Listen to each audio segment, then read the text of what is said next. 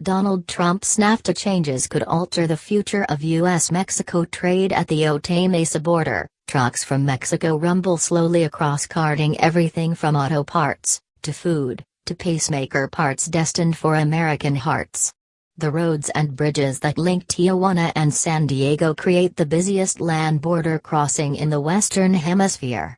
Almost 200,000 cars, trucks and pedestrians cross back and forth each day.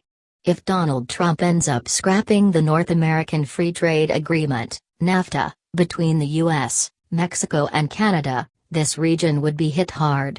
The deal is currently being renegotiated, but Mr. Trump says he will terminate it if it cannot be revised to provide more benefits for the U.S. The uncertainty doesn't help in business planning, says Ernesto Lozano, the CEO of freight company Mexamerica, which runs dozens of trucks daily from Tijuana to the U.S. Photo: Ernesto Lozano says Mr. Trump's anti-Mexico rhetoric has been damaging to business. ABC News, Stephanie March. Mr. Trump has accused Mexico of taking manufacturing jobs away from the U.S., but Mr. Lozano says the reality is more complicated. This feeds a whole bunch of trucking companies, warehouses, brokers, retailers, distribution centers in California, that ship worldwide, Mr. Lozano says, pointing to a sprawling industrial complex over the border in Tijuana. Beyond the NAFTA renegotiation, he says Mr. Trump's anti-Mexico rhetoric has also been damaging. What worries anybody here in business on the border is just the negative publicity that it can give and making it unattractive for businesses to come and relocate here on the border, he says. Build bridges, not walls, that is our motto here at the border. Photo: trucks from Mexico cross the border, bringing in everything from auto parts, to food, to pacemaker parts.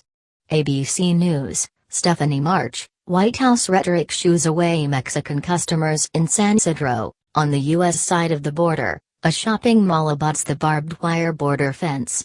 Armed border agents patrol meters from coffee shops and retail outlets. Photo: Mr. Wells says less people are crossing the border to shop. ABC News, Stephanie March. For us, going into another country is like crossing the street. I mean, literally it is crossing the street, says Jason Wells, the executive director of the San Isidro Chamber of Commerce. He says 95% of the customers that use the mall are from Mexico and that foot traffic has fallen significantly in recent months.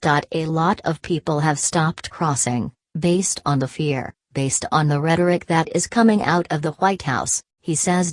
Every day we are hearing things like, oh, they are going after people with certain types of visas, or they are checking everyone's cell phones, or they are going to take your visa away. Instead of having a government that serves the community, we are having to fight against what is coming out of the government. Photo: Jason Wells, Executive Director, San Isidro Chamber of Commerce. ABC News, Stephanie March. Tax on U.S.-Mexico trade would start a war of retaliation. The U.S. Chamber of Commerce estimates 6 million U.S. jobs depend on trade with Mexico. People on both sides of the border breathed a sigh of relief when Mr. Trump announced he was not going to scrap NAFTA outright. There is cautious optimism the pact's renegotiation could lead to a better deal for all three nations and will give them a chance to accommodate sectors that didn't exist when it was written 23 years ago. But if Mr. Trump and the Republican-controlled Congress push forward with other controversial measures, like a 20% border tax for goods entering the U.S., experts warn that could end up hurting U.S. workers and businesses. Photo: cardboard factory warehouse in Tijuana. ABC News, Stephanie March. You start a war of retaliation, says Denise Duquesne, a former California state senator and current senior fellow at the U.S.-Mexico Studies Center in San Diego. Earlier this year, Mexico considered a boycott of U.S. corn imports in response to Mr. Trump's rhetoric. Mexico sent their president to Brazil and Argentina to make new deals to see if Brazil and Argentina could meet their needs rather than Nebraska and Iowa, Ms. Duquesne says. They are going to continue to trade with others and in some ways become less dependent on the U.S. as a trading partner.